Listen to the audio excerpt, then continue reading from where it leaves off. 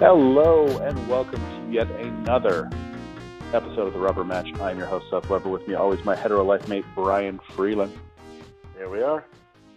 We are here. We're doing the same team since we've settled into a All-Stars East versus Ottawa groove, I think. I'll spot you one, and we will go from there. All right.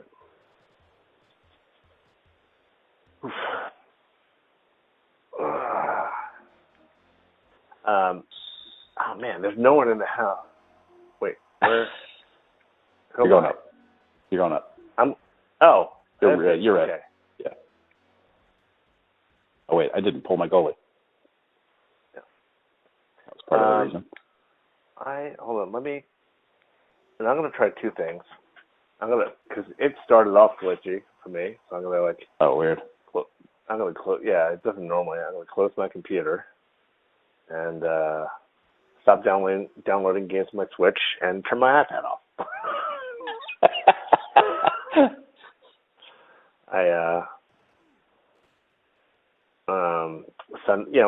when no one's home, I try to get things done. Wait, who's goalie? Oh yeah. All right, You're going up. Man. That's what happens when we take a 2-week break. Yeah. Yep. Oh, there it was. Go Hogberg. Wait, hold on. Let me turn the iPad off. I'm getting ready because we're leaving in 2 weeks. Damn it, pause. Okay, I'm good now. We're leaving in 2 weeks. We're going to Seattle for Christmas. But any potential burglars who are listening, the house is going to be house sat by a neighbor. So we're not. When you're a kid, you're not supposed to tell anybody. It's like all the things in elementary school. Basically, you're not supposed to tell anyone you're going anywhere. It's basically the whole premise of Home Alone. I don't want wet bandits in the house. But you have a ring, right? You have like a doorbell or something? Yes. You have like a video doorbell? Yes. You gotta say that with conviction. You gotta say that with conviction. Absolutely, yes, we do. I do. Actually, and I pay for the subscription. There's yes. That cost every month is staggering. And I have a timer for all my lights. That was me. We're actually going to get one because some kids, we assume, it had to be kids, took some liberties. That sounds very sexual. I don't know why I said it that way. They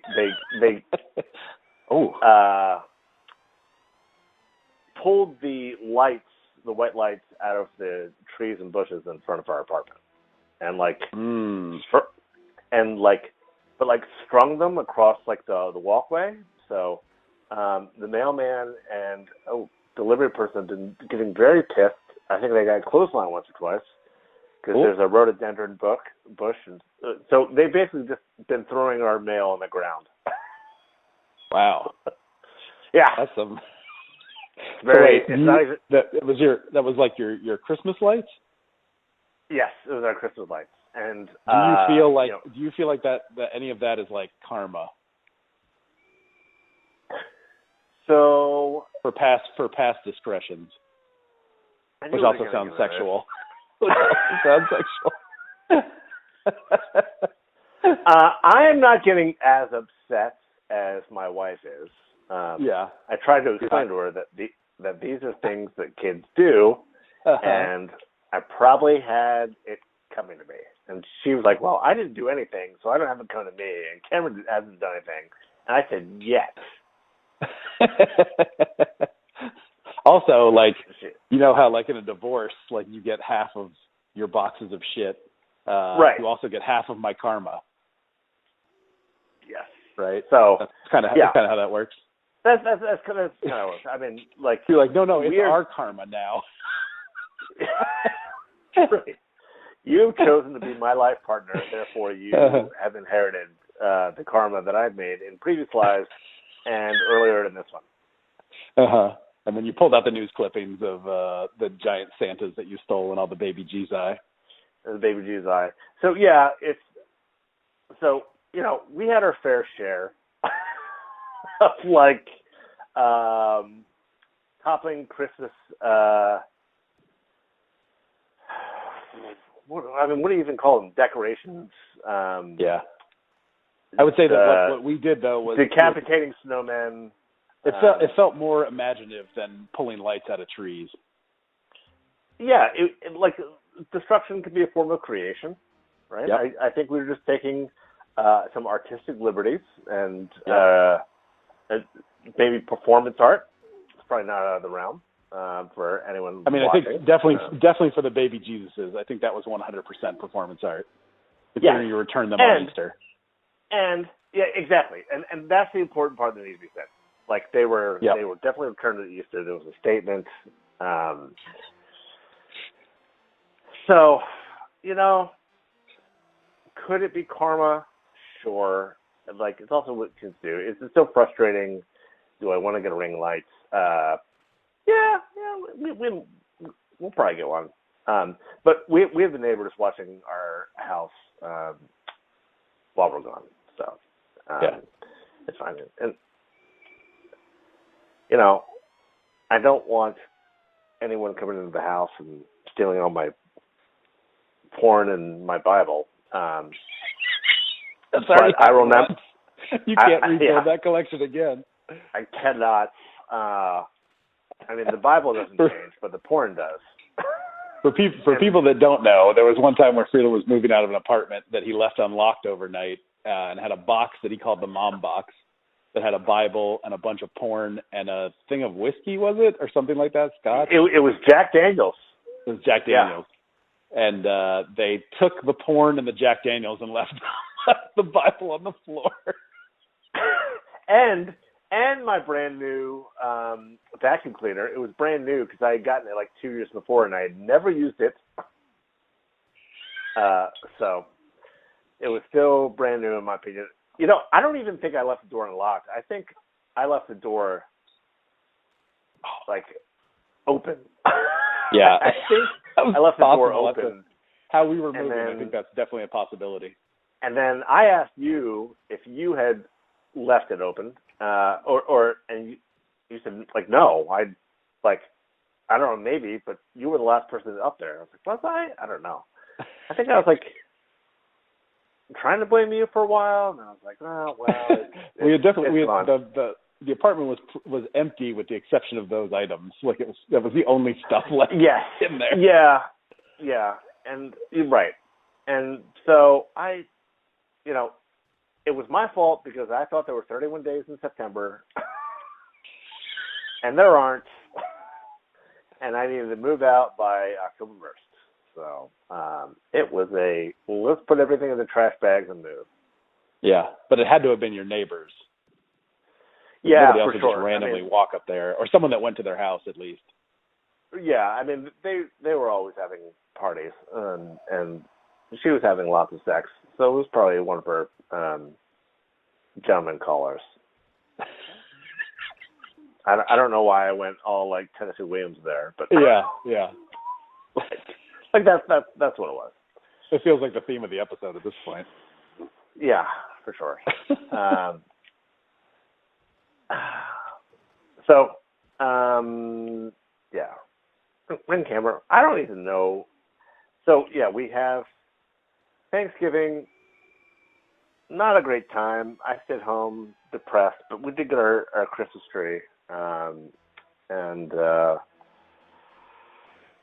we have.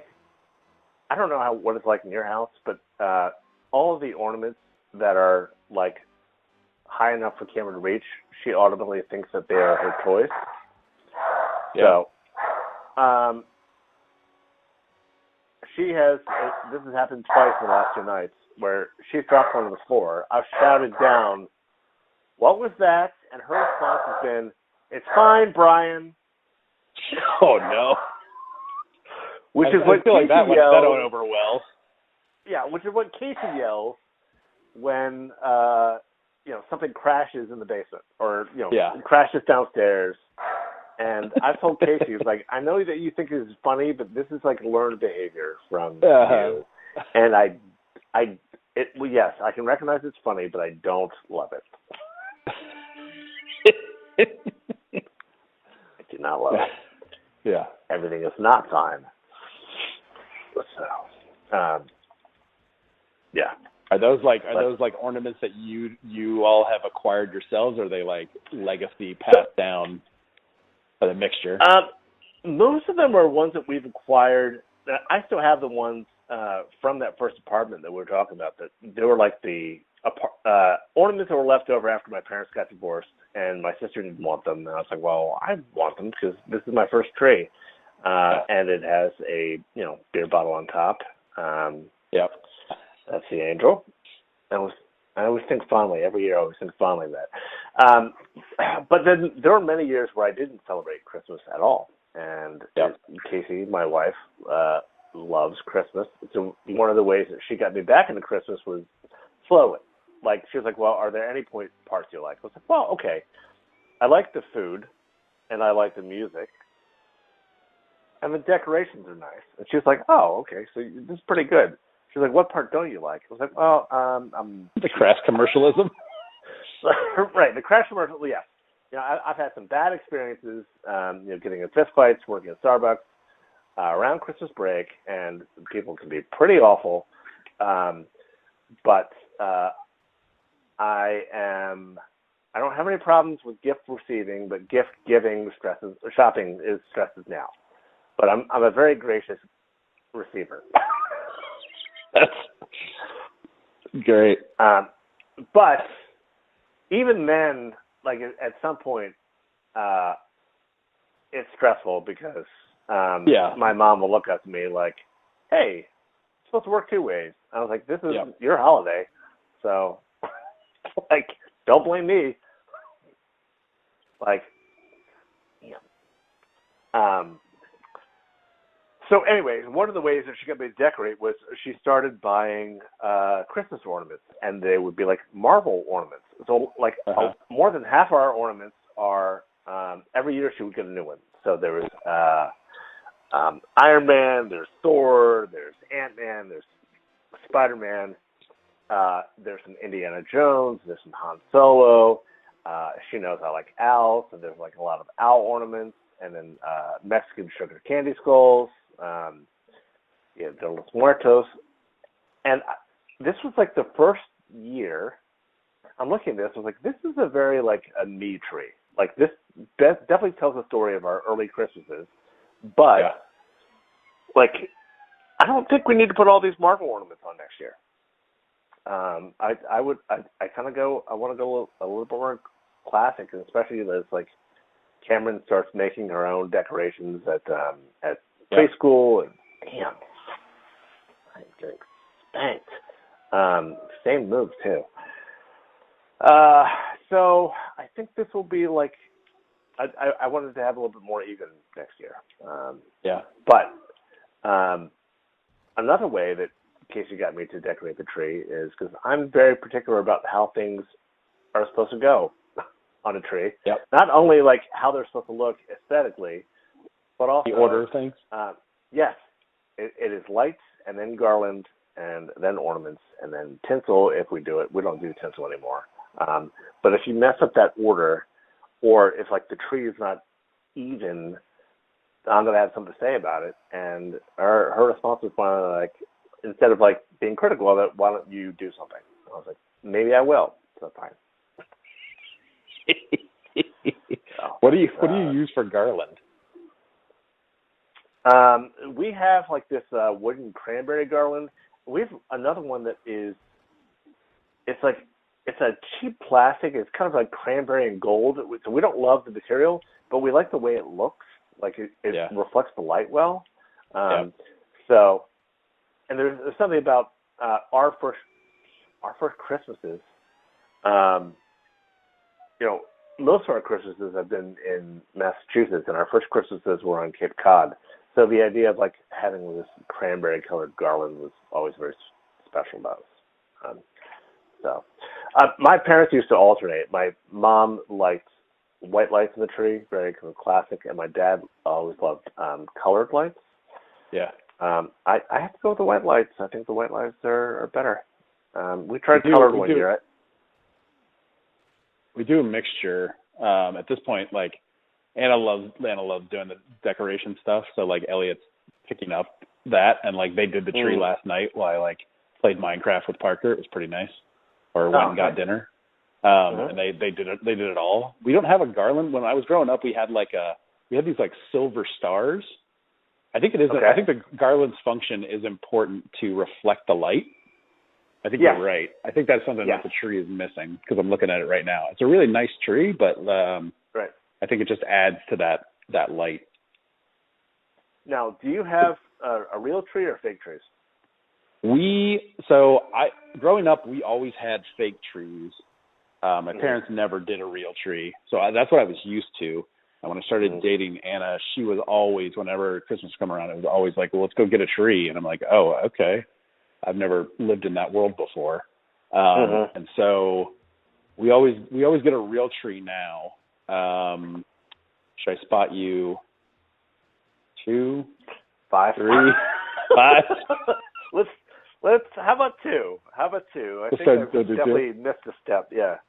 Okay. I think I'm gonna change. I'm gonna change my goalie too. Oh, there we go. But last year when we were in the house, we have space. Good. We have space in the back room, like where we do the we do the presents and things. And then we also have space in the front room by a picture window for like another tree. And last year we were like, well, let's just do 2 trees. So we ended up buying 2 real trees.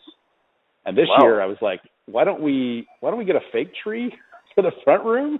We don't have to worry about it. We can put it up in the attic and we can just have that. And then we can buy a real tree for like what we put the presents under and stuff. And I think I'm trying to sell Anna on that, and we'll see if that works. But right now we are definitely a 2 real tree house. Not a big fan of it. Yeah, how much does it cost for you to cut down a real tree down there? Well, we got one at our local grocery store, H-E-B. They had a pretty nice selection. So we got this one. I think it was about $80. But the Christmas tree farm that we usually go to, it can be quite a bit, easily over $100. Yeah. So we're paying $120 now. The tree so we just moved here, so we had to find a place, and they had a food truck and a singer and this whole thing. I just I wasn't a fan of the singer, and we didn't even need the food truck. And we went, it was mobbed. We went the Saturday after Thanksgiving. And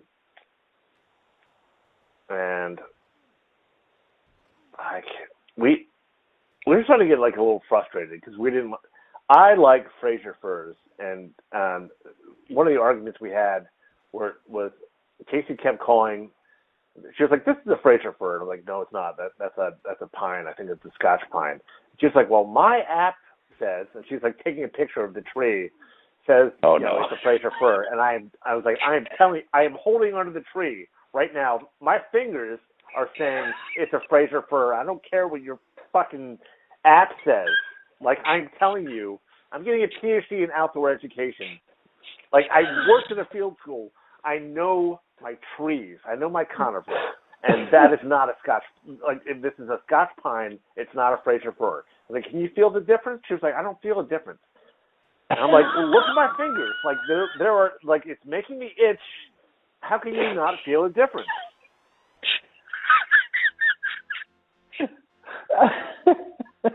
And she's like, well, what about this one? I was like, that's an elm. Just get out of here. Like it was. We're not. An elm? Yeah. Pretty sure it was an elm. So. Yeah, it was very frustrating. So by the time we had that interaction, we normally get Fraser furs, and I think we settled on a Douglas fir this year, and it's a little odd. It's a little misshapen. It's not our best tree, but yeah. I want one that are kind of like open, so that the ornaments can like hang off. A little hang to them, yeah. Yeah, exactly. Yeah. And she wants like a tighter tree, a tight one. Yeah, but we both want a fuller tree. So this tree is like, it's skinny in places and it's full in others. It's like, oh, somebody did like their own little homemade bonsai with this thing, and now they're like, some branches are longer, some are shorter, and it's not exactly even. But it's fine. I look at it, and I think to myself every day, it's not the best tree we've ever gotten, but like, it's fine now. You know. But everybody was hungry. Like we went in the morning, and I think did we go after breakfast? I don't even remember. But everybody was a little hangry. So. That makes for a great experience. That reminds me of the time that we were in Home Depot, and I remember seeing this couple that were like in the middle of an aisle further down where we were, and suddenly the dude just exclaims, "Nobody wants to be here right now." Yeah. And I was like, "Yep, I know that. I know that point."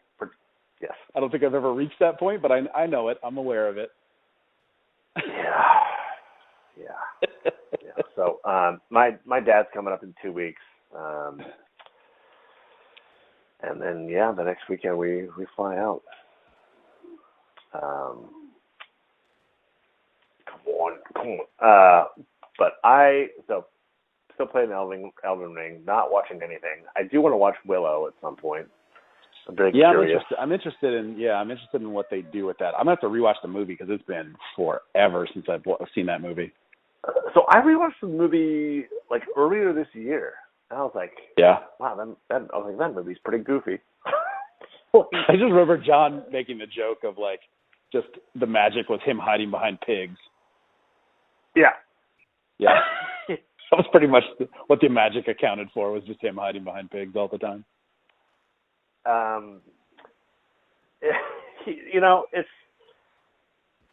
It's funny that, like, in a lot of ways, it's kind of like a Lord of the Rings, like, not like a ripoff, but you have like these race of little people who have to do like a very important job. Yeah. Right? And people that are surrounding them, helping them on that task. Yeah, basically. Val Kilmer's very, very good in it, and the redhead is, I don't even know who it is, but it was an early fascination for a young Brian Freeland. Yeah. It's so 101 not happening. So get it. Oh fuck.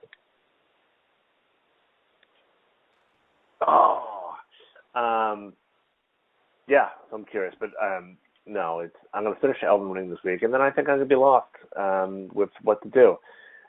When you play like 200 hours in a game, it's like those 2 hours, like I could have been writing the book I always say I'm writing, or I could be reading, or doing jiu-jitsu, or like working on my doctoral dissertation. Is it self-care? Sure. It's just, it's a lot.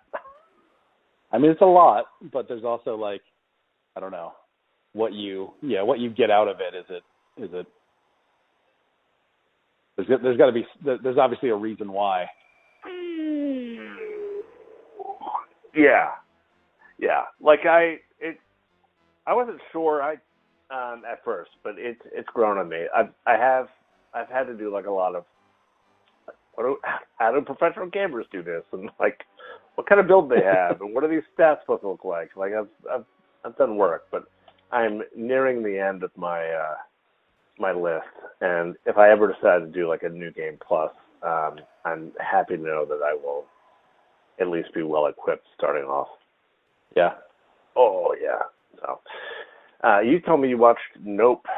right? I did. I saw it. It was on Peacock, because they've been adding stuff that's like in theaters still, or like just out of theaters, like stuff that's like new. I think B.J. Novak's Severance is on there too. I really want to check that out. Yeah. But I saw when they added Nope, I was like, oh hell yes, I've been really wanted to see this, and I didn't see Us. Oh, really? Wait, no, I didn't. I saw Us. Okay. It was interesting. Yeah.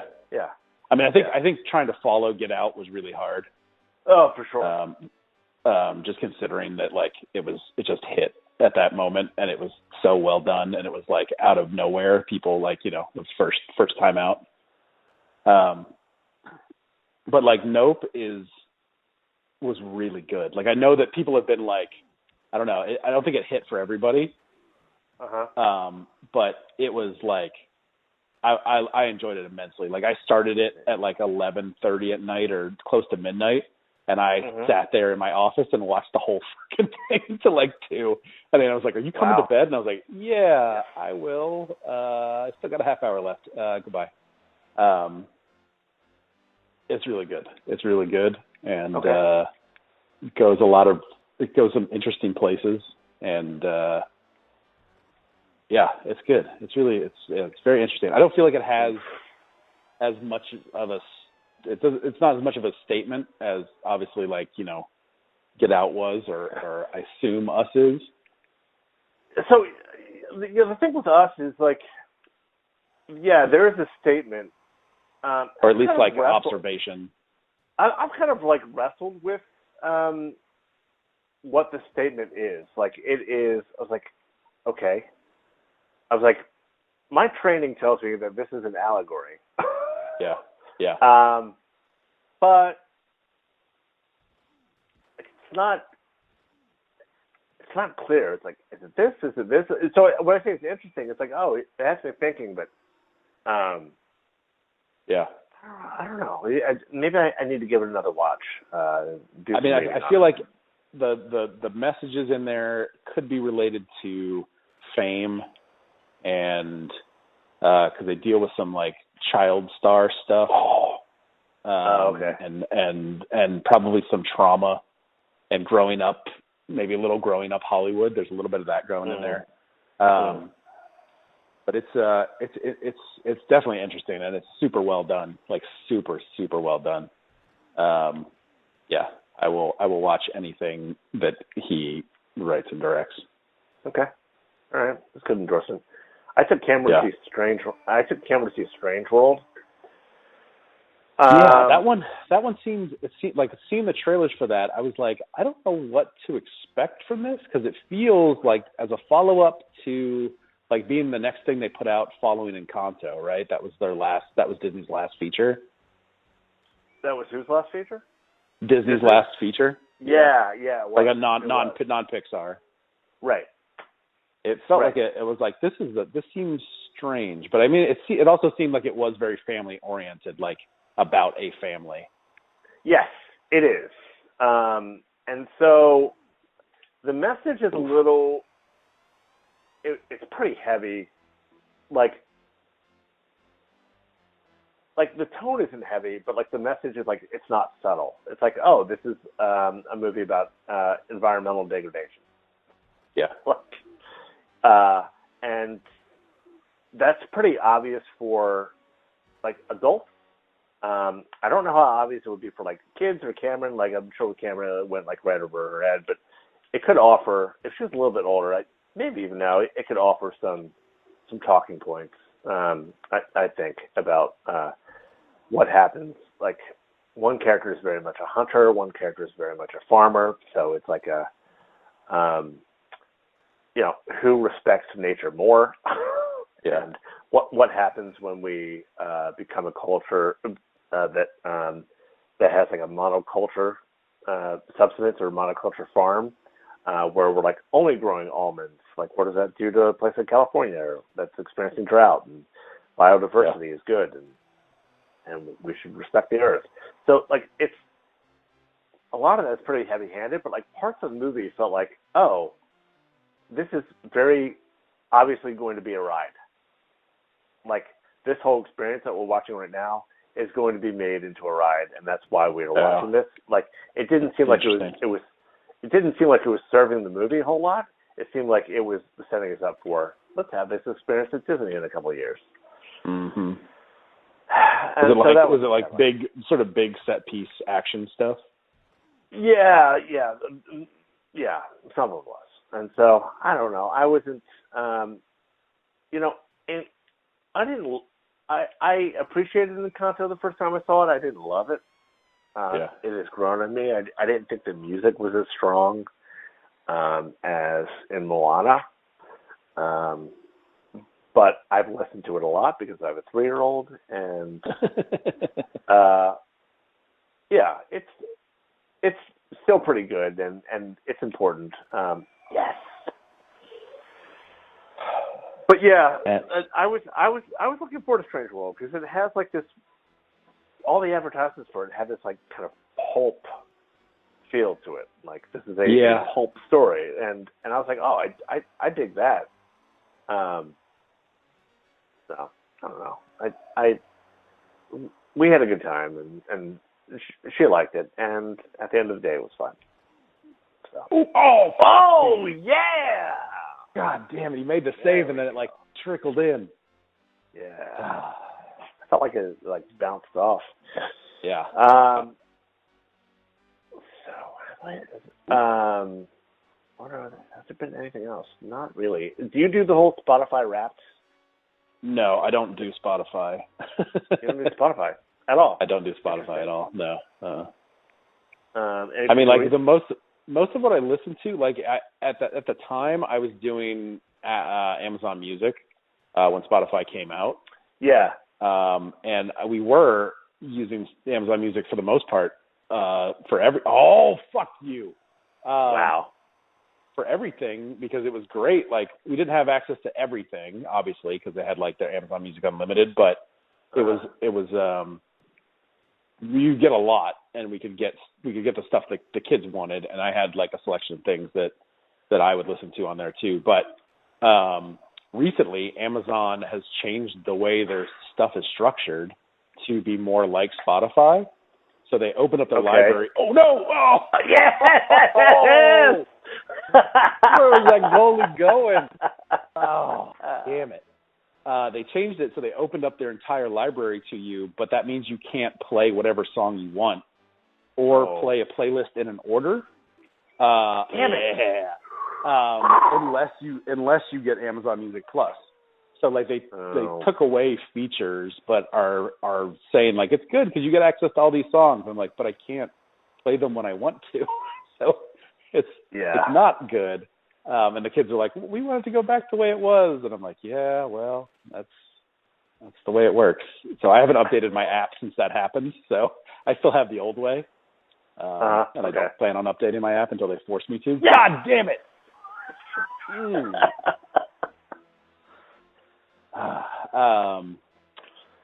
So yeah, I've never really wanted to pay for music, like streaming service. It's just never been something that I don't feel like I listen to enough of it to warrant that. Oh, okay. I listen more podcasts than anything, so. Okay. Oh, damn. That was a good one. Yeah, that's good. So I still pay I pay for both Apple Music and Spotify Music. Spotify? I have. Yeah. No, I pay for the Apple Music and Spotify. Okay. I don't know why. Like because I'm 99% Spotify now. I'm afraid that like I'll lose like some playlist and all of my. I guess it doesn't matter, but when I uploaded all of my like CDs into Apple originally, like there's some stuff that I uploaded from CDs that like I haven't been able to find on Spotify, and so I won't be able to listen to those. I don't think if I like can't put the goalie back in because I think that was close enough that I think we're good. Are you sure? Yeah, we're good. So, Dogberg.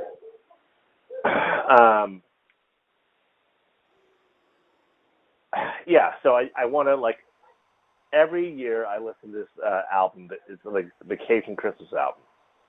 It's like one of my favorite. Wait, is that the goal? That is the goalie. That's why he's going. That was the goalie. Yeah. Yep. Yeah.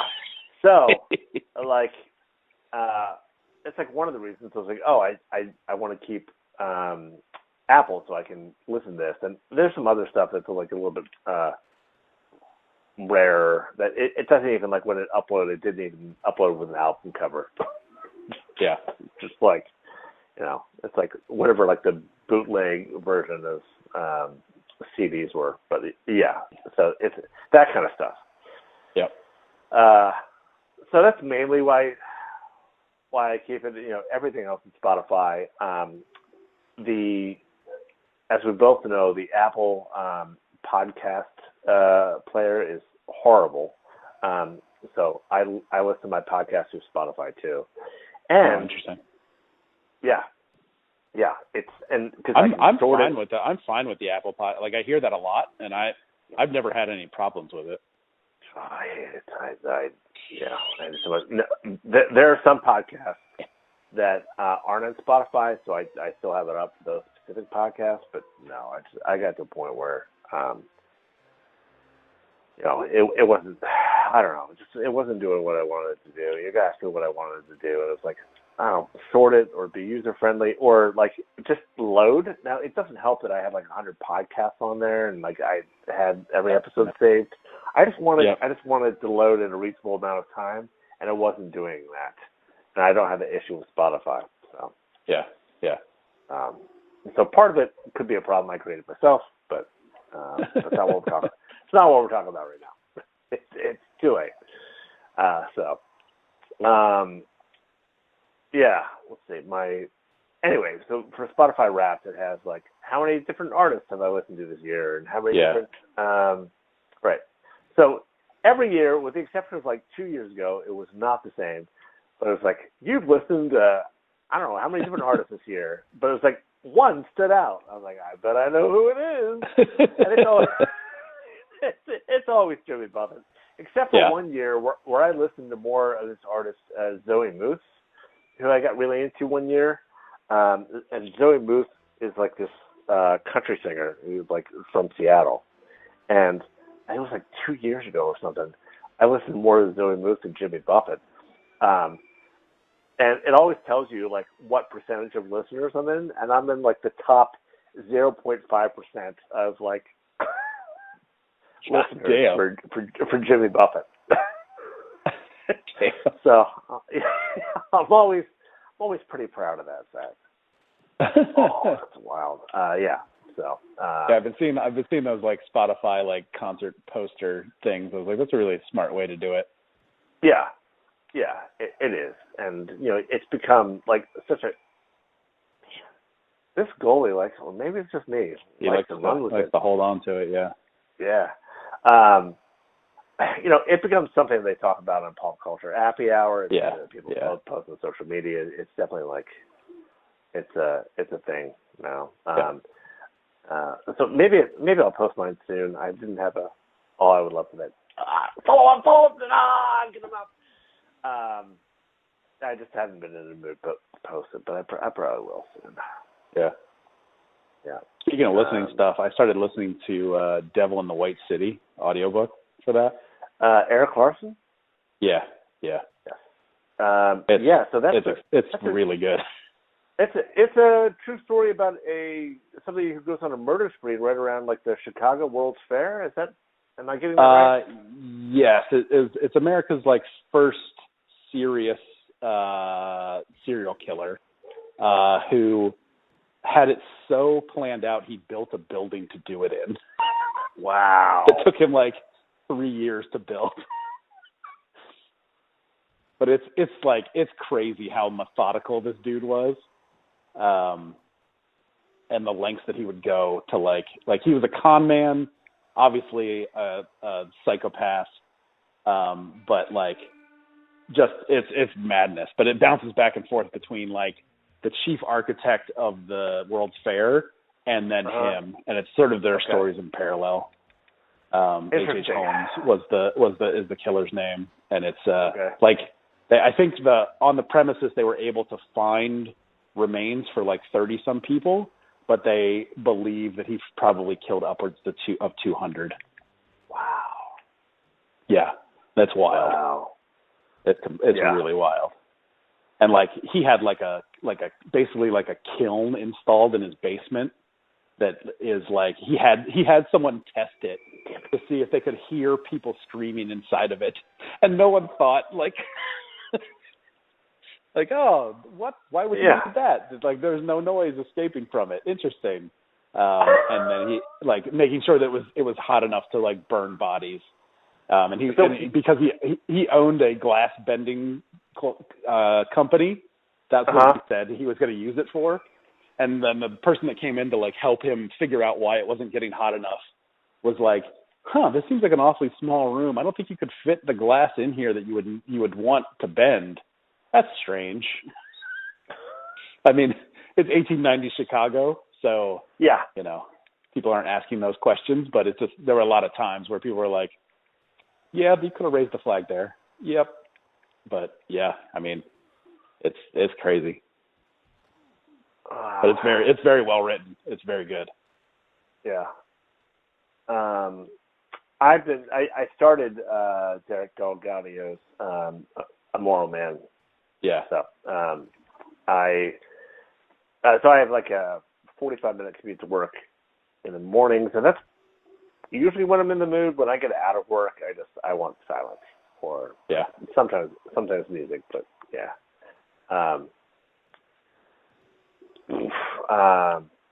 so I'm enjoying it, and it's I was am I too old to learn sleight of hand? I know that's what I wanted to more than after listening to that I was it's also something about the seemingly the ritual of learning it. It's something that you have to go find somebody to teach you those things. It's not something that you can get to a certain level on your own, but you have to go have people talk you through it. Right. Once you've reached a certain level, there's something about that is I don't know. Yeah, it's something that's it's of a bygone era that it's not something people do these days. Yeah. And especially as fathers of young kids, I think would be a really cool trick. Oh, for sure. I definitely ordered some. I definitely learned a couple of things when I was younger. I definitely ordered a Scotch soda, which is a trick with a coin that goes inside of another coin. I definitely ordered one of those, and I learned a French drop and some other sleight of hand moves and a couple of other card tricks to do for the kids. I feel like that's something that you gotta have in your back pocket. Yeah, for sure. I used to know 3 or 4 pretty good bar tricks, things you do with a lemon at a bar, and bar napkins. But no, you idiots! I thought I was going to get by 1 week with not doing it. So it's now over my years, especially at the Hold 'em One Man Camp, get back in there. Became friends with a lot of clowns, these professional clowns. It was a clown college. They were Barnum and Bailey clowns, and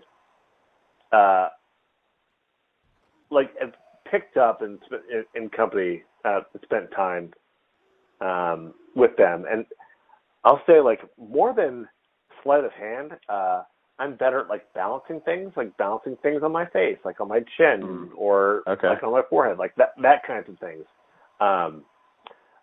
I practiced at one point throwing big knives back and forth, juggling with another person, and that was fun.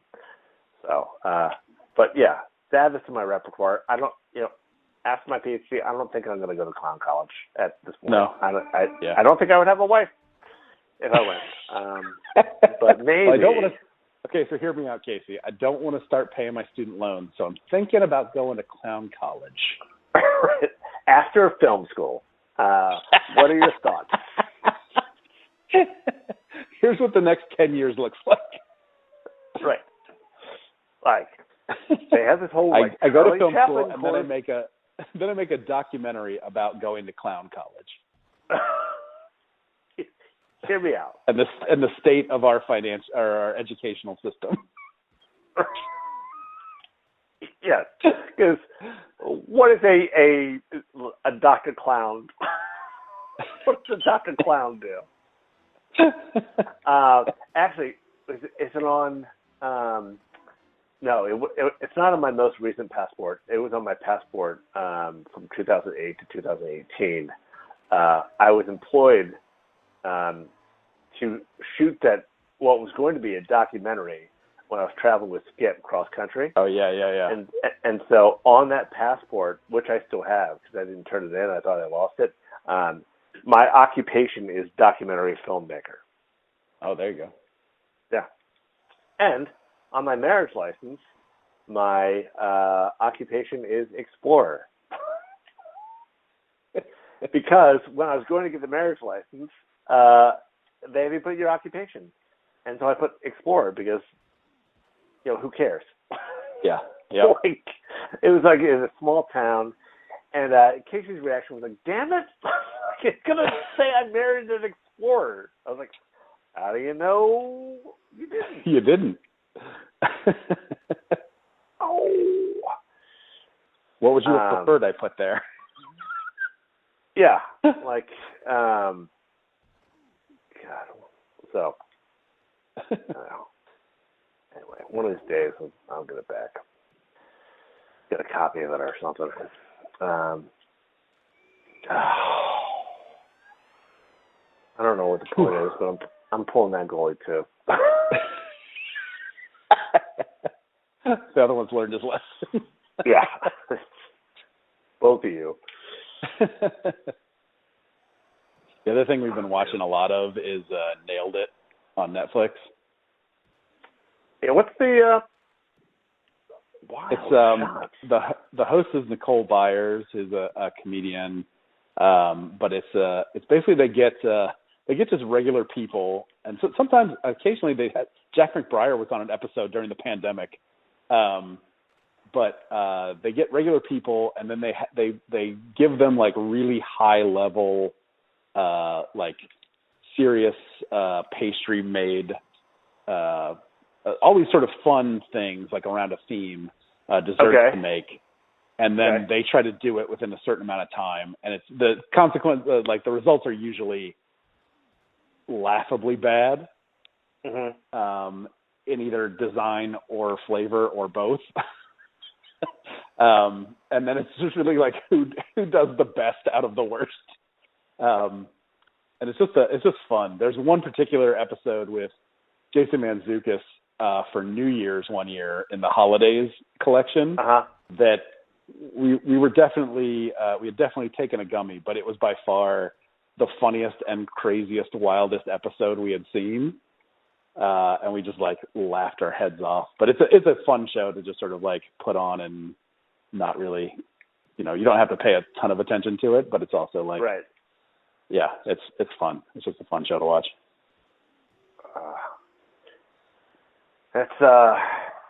I'm hoping. I remember 2 Christmases ago when we were in Maryland. Nice. Okay, let's get. I have like a minute and a half to get. Minute 20. You got this. Yeah. We watched some British show about flower arranging, and we got really into it. Yeah. I don't even remember like the name of it, but I'm hoping that this Christmas is like that. Like we'll be in Washington State, so we can. I don't know, take an edible, eat some gummies, have a few glasses of bourbon. My mom can watch Cameron. Like, she wants that time anyway. And then we can do something. Oof. Can I get 3 more in 23 seconds? That glass blowing show on Netflix is pretty great for that. Yeah? Yeah, like they have them, like, seeing people glow glass at, like, a really high level is pretty great.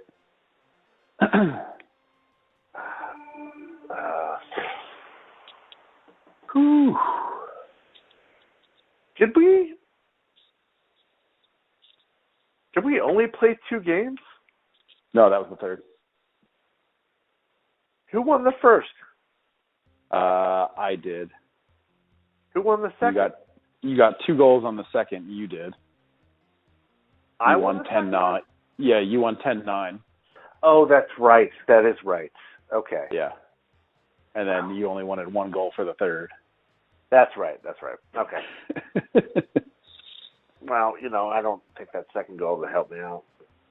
Yeah, you never know. It feels like the players get like, because they do at the beginning of the game, they show like who's hot and who's cold. I wonder if there is something that changes in the players when they go down a certain number of goals.